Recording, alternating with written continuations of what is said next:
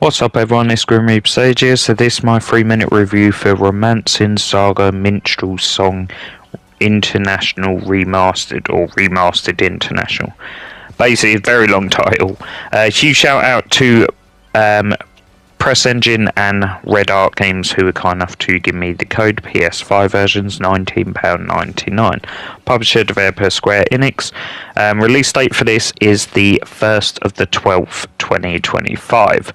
So let's get into it. So story I found was fun and interesting. Enemies are really good. They all have their own looks, own attacks, which is really good to learn to counter them and what ones are good for certain ones and stuff like that. Skills are really cool.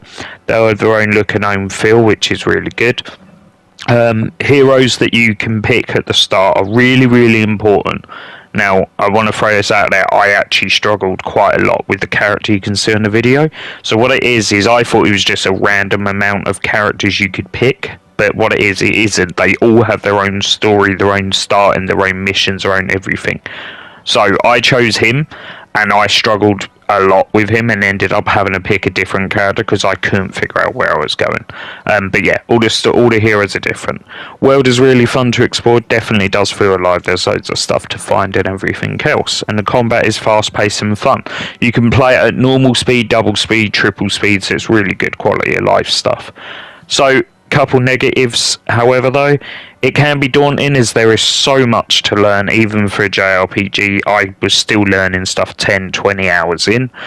Controls are really clunky on a controller. Just the movement and going through the menus, it's very clunky and stiff. And like I said, the biggest one for me is some of the stories are not very clear what to do. Like this character, I spent 6 or 7 hours and I was going in and out of this dungeon, going back to the city, and I still to this day couldn't figure it out. I ended up giving up and swapping character because I couldn't figure out what I was going to be doing.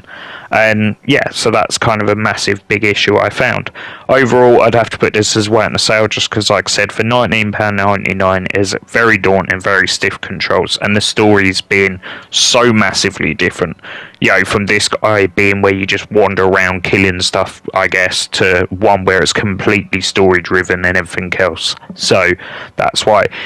If you enjoyed the video, please subscribe. It does help an absolute ton. Any comments, put it down below. I'll do my best to answer them. If you want to read the fan art, see my fan art, read the full review, check out my blogs, www.garylodgegamesreview.game.blog.